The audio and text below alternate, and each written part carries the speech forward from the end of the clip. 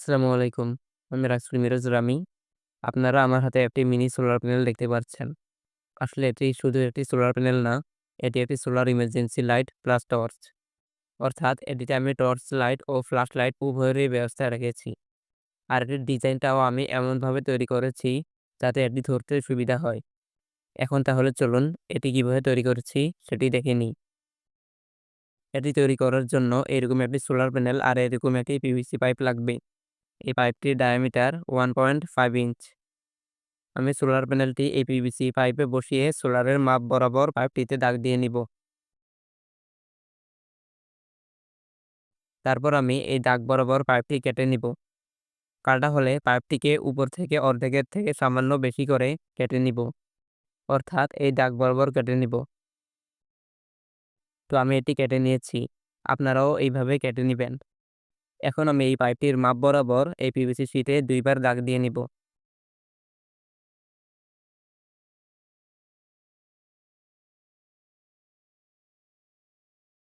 এখন আমি এই দাগ বরাবর কেটে নিব। তো আমি এইগুলোও কেটে নিয়েছি। আর কাটার পর সিরিজ কাগজ দিয়ে ঘষে সমান করে নিয়েছি। যার ফলে এগুলো পিভিসি পাইপটির অংশটিতে ঠিকভাবে লাগানো যাচ্ছে। এখন তাহলে চলুন এটি তৈরি করতে যেই জিনিসগুলো লাগবে তা দেখে নিই। যেহেতু এটি সোলার ইমার্জেন্সি লাইট তাই অবশ্যই এটি সোলার প্যানেল লাগবে। এটি 6 ভোল্ট 100 মিলিঅ্যাম্পিয়ারের একটি সোলার প্যানেল। তারপর এরকম ২ টি এলইডি লাগবে। এটি 1 ওয়াটের বাটন এলইডি আর এটি 10 ফোকাস এলইডি। তারপর একটি পুরাতন মোবাইলের ব্যাটারি লাগবে। এটি নোকিয়ার 1020 মিলিঅ্যাম্পিয়ারের ব্যাটারি। আপনারা যদি অন্য কোনো ব্যাটারি ব্যবহার করেন, তাহলে অবশ্যই 1000 এমএএইচ-এর নিচের ব্যাটারিগুলো ব্যবহার করবেন। এর বেশি হলে সোলার চার্জ করতে পারবে না। তারপর এরকম ২ টি সুইচ লাগবে। একটি হচ্ছে রকার সুইচ ফ্ল্যাশ লাইটের জন্য, আরেকটি হচ্ছে বাটন সুইচ টর্চের জন্য। তারপর লাগবে এরকম একটি চার্জিং মডিউল, লাইটটিকে অ্যাডাপ্টার দিয়ে চার্জ করার জন্য। এরপর এরকম ২ টি ১০ ওহমের রেজিস্টর লাগবে। আর এরকম একটি ৪৭০ ওহমের রেজিস্টর লাগবে। সবশেষে এরকম একটি রেড এলইডি লাগবে চার্জিং ইন্ডিকেটরের জন্য। সবার আগে আমি বাটন এলইডির লেগগুলো প্লায়ারের মাধ্যমে সোজা করে নিব। তারপর আমি এর পিছনের অংশটি সিরিজ কাগজের মাধ্যমে ঘষে নিব। ঘষা হলে আমি প্রত্যেকটি এলইডিগুলোতে রেজিস্টরগুলো লাগিয়ে নিব। আমি বাটন এলইডি আর ফোকাস এলইডিটিতে ১০ ওহমের রেজিস্টরগুলো লাগিয়েছি। আর ইন্ডিকেটরের এলইডিটিতে ৪৭০ ওহমের রেজিস্টরটি লাগিয়েছি। এখন এই বাটন এলইডিটি চালালে যাতে গরম না হয়, তার জন্য আমি এর পিছনে এরকম একটি হিটসিঙ্ক লাগাবো। আমি হিটসিঙ্কটিও ভালোভাবে সিরিজ কাগজ দিয়ে ঘষে নিয়েছি, যাতে ঠিকভাবে হিট ট্রান্সফার হতে পারে। এখন আমি এলইডিটি হিটসিঙ্কের সাথে সুপার গ্লু দিয়ে লাগিয়ে নেব।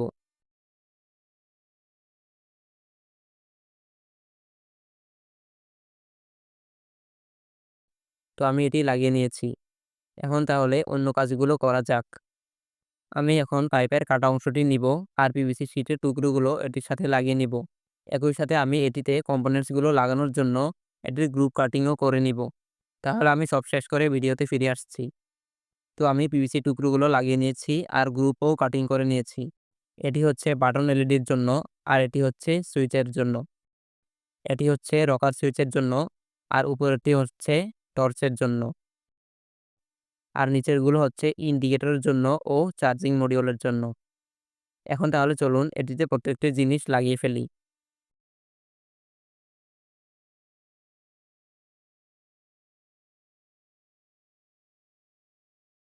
তো আমি কিছু জিনিস লাগিয়ে নিয়েছি আর কিছু জিনিস লাগাইনি। কারণ সবগুলো ক্যামেরায় দেখানো সম্ভব না। আর দেখালেও আপনারা বুঝবেন না। তাই আমি এলইডিটি ও সবকিছু লাগানোর পর ভিডিওতে ফিরে আসছি। তো আমি সবকিছু লাগিয়ে নিয়েছি। আসলে এই জিনিসগুলো অফ ক্যামেরায় লাগাতেও অনেক সময় লেগেছে। তাই আপনাদের বুঝানো সম্ভব হতো না।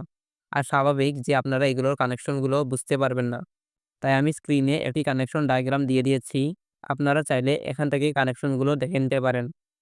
এখন আমি সোলারটি লাগানোর পূর্বে ব্যাটারিতে ফোম টেপ লাগিয়ে দিব, যাতে ব্যাটারিতে তাপ না লাগে।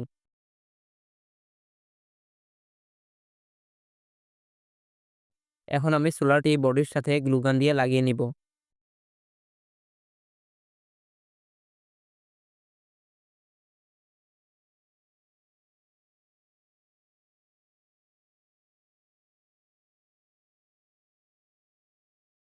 তো আমি লাগিয়ে নিয়েছি। আর সেই সাথে আমাদের সোলার ইমার্জেন্সি লাইটটিও তৈরি করা কমপ্লিট। এটির ডিজাইনটিও আমি এমনভাবে তৈরি করেছি যাতে ধরতে সুবিধা হয়। আর চাইলে কোনো কিছুর উপর দাঁড়া করে রাখা যায়। রকার সুইচটি অন করলে ফ্ল্যাশ লাইটটি অন হবে। আর এর ব্রাইটনেসও যথেষ্ট ভালো। আর এই সুইচটি হচ্ছে টর্চের জন্য, যা কিনা আপনারা দেখতেই পারছেন। এখন চলুন এটিকে মোবাইল চার্জার দিয়ে চার্জ করে দেখা যাক।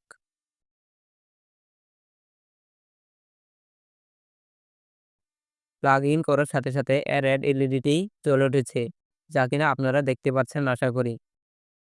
এখন চলুন এর লাইটগুলো টেস্ট করে দেখা যাক। তো আমি অন্ধকারে লাইটটি নিয়ে চলে এসেছি। এখন তাহলে চলুন আগে এর ফ্ল্যাশ লাইটটি চেক করা যাক।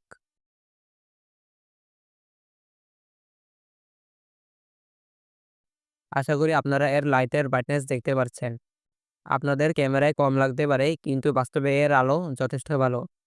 কিন্তু তারপরও যদি কারো কম মনে হয়, তাহলে আপনারা বাল্বটিতে 10 ওহমের পরিবর্তে 5 ওহম রেজিস্টর ব্যবহার করতে পারেন।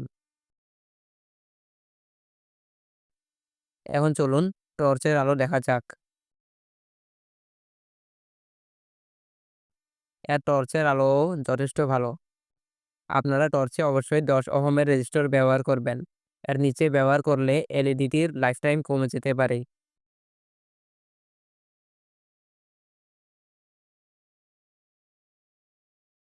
এখন তাহলে চলুন এটি সূর্যের আলোর মাধ্যমে চার্জ করে দেখানো যাক।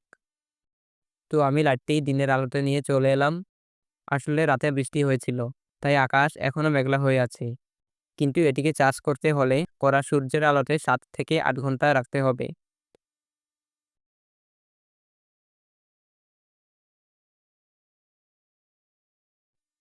আমি যদি এর সোলারের উপর হাত রাখি, তাহলে দেখতে পাচ্ছেন এর এলইডিটি বন্ধ হয়ে যাচ্ছে। আর সরিয়ে ফেললে পুনরায় জ্বলে উঠছে। তো লাইটটি কেমন লেগেছে আপনারা অবশ্যই জানাবেন। আমি এর ডিজাইনটি এমনভাবে রাখার চেষ্টা করেছি যাতে এটি টর্চ হিসেবেও ধরতে সুবিধা হয়, আর ফ্ল্যাশ লাইট হিসেবেও ধরতে সুবিধা হয়। আর আমি এখানে ভেন্টিলেশনের জন্য ছিদ্র রাখতে ভুলে গিয়েছি। তাই আপনারা অবশ্যই এর জন্য ছিদ্র রাখবেন। তো আজ এই পর্যন্তই। সবাই ভালো থাকবেন। আসসালামু আলাইকুম।